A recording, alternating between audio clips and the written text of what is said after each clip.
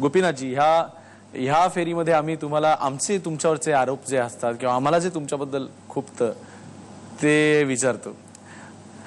विरोधी पक्ष नेते म्हणून तुम्ही जी कामगिरी केली तशी तुमच्यानंतर कुणालाच जमली नाही असं लोक सर्रास म्हणतात. त्यावेळेला जी पवारांवर तोफ धडधडायची ती आता या लवासा वगैरे प्रकरणात म्हणजे दिल्लीला जाऊन तोफ गोठली की काय?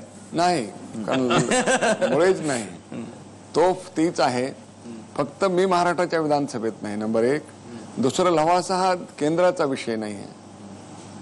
तर लवासावर गेली 3 वर्ष मीच बोलतोय. लवासा आला तेव्हाच मी योग्य नाही म्हटलं, लवासाची कंपनी स्थापन झाली तेव्हाच मी अयोग्य म्हटलं, आणि त्याच्या विरुद्ध आतापर्यंत जे बोललो ते मीच. परंतु प्रसंग येईल तेव्हा ही तोफ लोकसभेत धडधडेलच. तुमची आणि छगनराव भुजबळांची जी मैत्री आहे ती खूप चर्चेचा विषय असतो. म्हणजे खरी ती जीवाभावाची मैत्री आहे का दबावाची मैत्री? म्हणजे माझी आणि छगन भुजबळांची खरी मैत्री आहे, आणि ती जीवाभावाची, दबावाची नाही. कुणावर दबाव आणायचा आम्हाला? आम्ही दोघं प्रभाल्य नेते आहोत, आपापले शक्तिमान नेते आहोत, तेव्हा आम्हाला दबावावर कुणावर आणायचा आहे?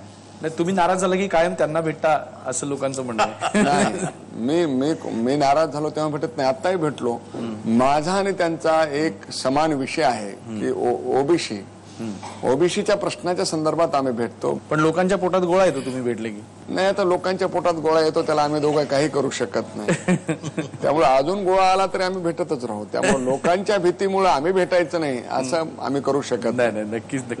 वामनजी, यशवंत नाट्य संकुलाचं जे काम होतं ते समांतर रंगभूमीचं जे काम होतं ते बंद पडलं आंदोलन. प्रायोगिक नाटक करण्यासाठी म्हणून लागणारी जी एक थिएटर असायला हवं ते दुर्दैवानं महाराष्ट्रात कुठेही नाही.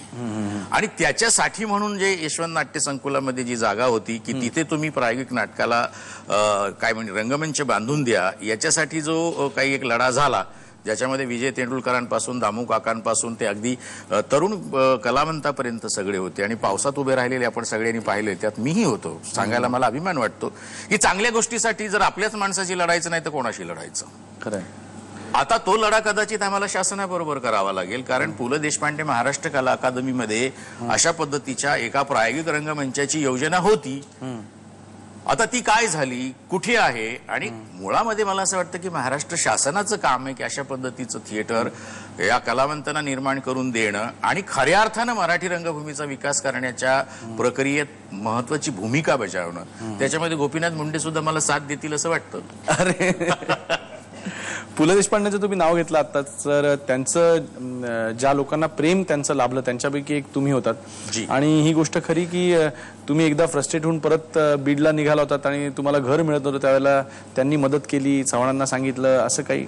होय, मला असं वाटतं की कारण अनेक घरं बदलून मी थकलो होतो, आणि अशा वेळेला मी NCPA मध्ये त्यांच्या हाताखाली नोकरी करत होतो. ते माझे बॉस होते, डॉक्टर अशोक रानडे माझे बॉस होते. माझ्या सुदैवानं ही माणसं माझ्या जीवनामध्ये आली, आणि मी पु ल देशपांडेंना म्हणालो की भाई आता मला इथं राहता येणार नाही, कारण मला दर 7, 8, 10 महिन्यांनी घर बदलून मी थकलोय. माझा संसार हा विंचवाचं बिराट झालेला आहे, त्याच्यामुळे मला घर हवंय. मग त्यांनी शरद पवारांना स्वतः फोन केला, एक पत्र लिहिलं, आणि मला असं वाटतं की मला एक छोटंसं घर आहे आताचं, तर ते मिळण्यामागचं सगळं काही जे आहे ते क्रेडिट जे आहे ते पु ल देशपांडे आणि शरद पवारांचं आहे, हे जाहीरपणे मान्य करायला. आता हे मी म्हटल्यानंतर गोपीनाथराव पुढचं घर देण्याची तयारी करतील असं मला वाटतं. कारण म्हणूनच मी पॉज घेतला. म्हणलं मला संधी मिळाली तर निश्चितच करेन. पण एका कलावंताला किती 10% घरं मिळाली? जास्त नाही, मी हे घर परत द्यायला तयार आहे. ते अतिशय छोटंसं घर आहे, वरतून गळायलाही सुरुवात झालेली आहे.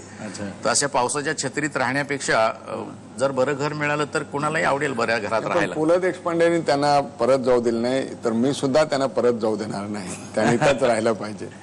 त्याला काही सरकारमध्येच असावं लागेल असं नाही, जरूर त्यांना त्यांची अडचण दूर केली जाईल. भुजबळ ज्यावेळेला फुटून गेले त्यावेळेला विरोधी पक्ष नेते पद घेण्याची तुम्ही खूप घाई केलीत, एक इम्पेशन्स दाखवलात, असा देखील आरोप तुमच्यावरती केला जातो. तो खरा नाहीये, कारण मुळामध्ये मी विरोधी पक्षनेता व्हायचं म्हणजे थोडंच मला मिळतं, आणि माझ्यामुळे थोडेच भुजबळ गेले. तर भुजबळांना मंत्री व्हायचं होतं म्हणून ते गेले, नंबर एक. दुसरं म्हणजे माझ्या पक्षाची संख्या ही शिवसेनेपेक्षा जास्त झाली, कारण डेमोक्रेसीमध्ये व्हॅकन्सी नसते, कारण एक पद गेल्यानंतर त्या पदावर कोणीतरी येतोच. त्यामुळं शिवसेनेची संख्या 42 वरून 41 झाली. आमची 42 होती म्हणून मला मिळालं. इम्पेशनचा काही मुद्दाच नाही. अधिवेशन चालू होतं, भुजबळ 16 माणसं तिकडे घेऊन गेले, त्यांची संख्या कमी झाली आणि म्हणून मी न्यायाने, माझ्या पक्षाची संख्या होती म्हणून मी विरोधी पक्षनेता झालो. मनसेची जी वाढती लोकप्रियता आहे त्यामुळे सामान्य जनांमध्ये असा देखील कधी कधी शंका घेतली जाते की आज शिवसेनेबरोबर असलेली भाजपा उद्या मनसेबरोबर असू शकेल, तर हा अविश्वास कुठे खुपतो का?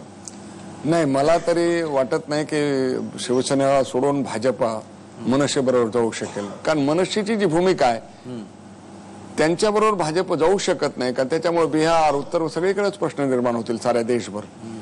शिवसेनेने एक ब्रॉड भूमिका घेतली हिंदुत्वाची. आमच्या दोघांचा बेस काही सत्ता, स्वार्थ, सत्ता मिळवावी एवढाच मर्यादित नाहीये. सत्ता मिळवणं तर राजकारणाचं ध्येय असतंच. केवळ सत्तेसाठी, केवळ कुणाच्या विरोधासाठी झालेली ही युती नाहीये. तर ह्या युतीतला मूलभूत गाभा हिंदुत्व आहे. पण मनसेच्या झेंड्यामध्ये देखील वरती निळा आणि खाली हिरवा जरी छोटा छोटा असला तरी मध्ये भगवा खूप मोठा आहे. सगळ्या भगव्यांनी एकत्र यावं, हे खरं म्हणजे सगळ्या भगव्यांनी एकत्र यावं. त्यामुळे ह्या भगव्याच्या मध्ये, झेंड्यामध्ये जे अंतर झालंय ते व्यक्तिगत कारणांचं आहे. मूलभूत कारण हिंदू मराठी एक व्हावा, ह्याच्या पलीकडे सुद्धा कुणाचा प्रभाव असावा ह्याच्यासाठी भांडण्यात. ती छोट्या कारणांसाठी भांडणं कमी करून मोठं एम प्राप्त करण्यासाठी छोटी स्वार्थ आणि छोटे भांडणं दूर करून सगळा भगवा एक झाला तर हिंदुस्थान घडेल असं मला वाटतं. सगळ्या भगव्यांना एकत्र आणण्याची ताकद असणारे किंवा ते प्रयत्न करणारे प्रमोदजी आता नाही आहेत, हे खुपतं का? म्हणजे कुठे आठवण येते का त्यांची? प्रमोदजी हे एक सगळ्या देशाचा विचार करून निर्णय करणारे नेते होते. त्यांनी देशामध्ये अनेक चांगल्या गोष्टी घडवल्या, पण आता ते नाही आहेत. पण अशी ताकद आता असलेले नेते शिवसेना प्रमुख बाळासाहेब ठाकरेच आहेत.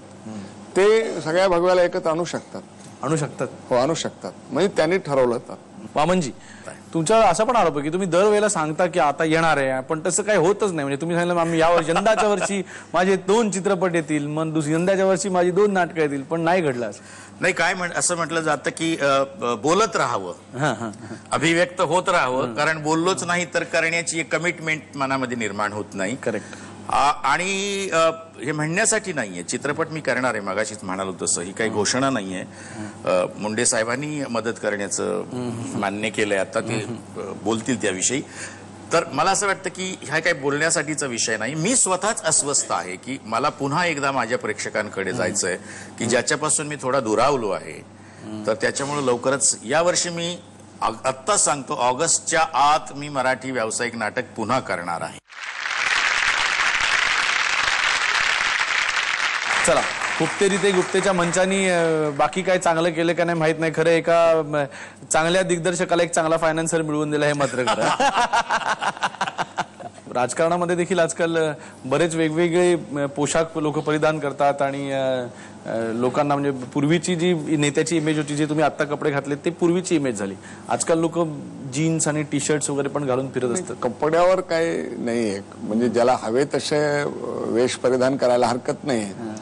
शेवटी नेत्याच्या कामाकडे लोक बघून त्यांचे लोकांचे जे क्रेडिबिलिटी आहे, विश्वासार्हता, ते त्याच्या कामावर निर्माण होते, गणवेशावर नाही. पण ह्याची जर का पाळंमुळं बघितली तर काँग्रेसनी खादीचे कपडे घालायची एक आयडियोलॉजी जी गांधीजींनी दिली त्या तिथपासून सुरुवात होती. आता तुम्हाला सगळे लीडर कुठल्याही पक्षाचे आता जे घालतात ते खादी घालत नाही, खादी सारखं दिसणार घालतात. मुळात महात्मा गांधीलाच विसरले, तो खादीला कोण लक्षात?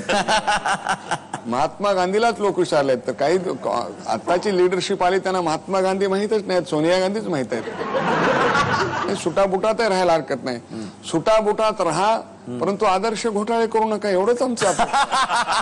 कोणताही गणवेश ना, गणवेश महत्वाचा नाहीये, वर्तन महत्वाचं आहे. मुंडे साहेब, आमच्याकडे एक पद्धत आहे की जेव्हा जेव्हा आमच्याकडे गेस्ट येतात त्यांच्यातल्या एका गेस्टवरती आम्ही पॅरडी सॉन्ग बनवतो आमचा बँड.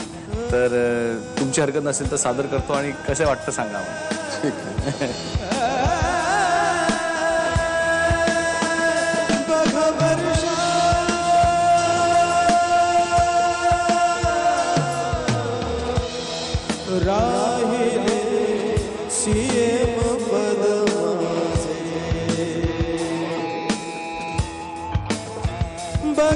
वर्षा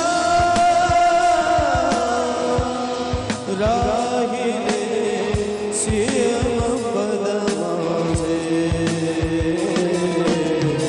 प्रयत्न थकले वर्षावरचे वय झाले बघ वर्षा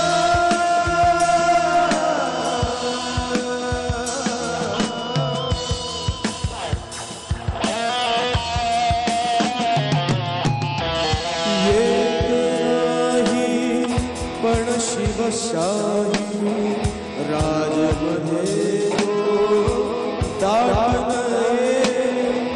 येत नाही पण शिवशाही राजमध्ये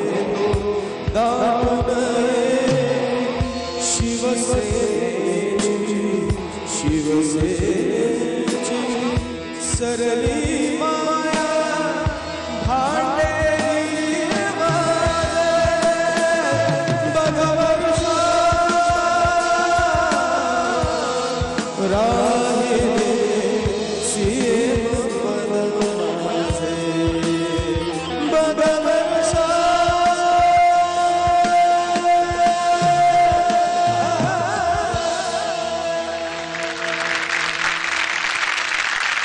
गाणं कसं वाटलं? गाणं चांगलं वाटतंय त्याच्याबद्दल काही नाही गाणं, परंतु मी सांगितलं की त्याचा कुठलंही राजकारणामध्ये यश मी मगाशीच सांगितलंय ते दर्जेवर आहे आणि आपल्या निवडून येणाऱ्या आमदारांच्या संख्येवर आहे. पण मी कुठल्याही पदासाठी काम केलं नाही आणि कुठलंही पद मला हवं आहे असं नाही, पण मी ज्या पदावर जातो तिथं भक्कमपणे आणि सक्षमपणाने काम करतो. जे मिळालं ते मी यशस्वी करून दाखवलंय आजपर्यंत.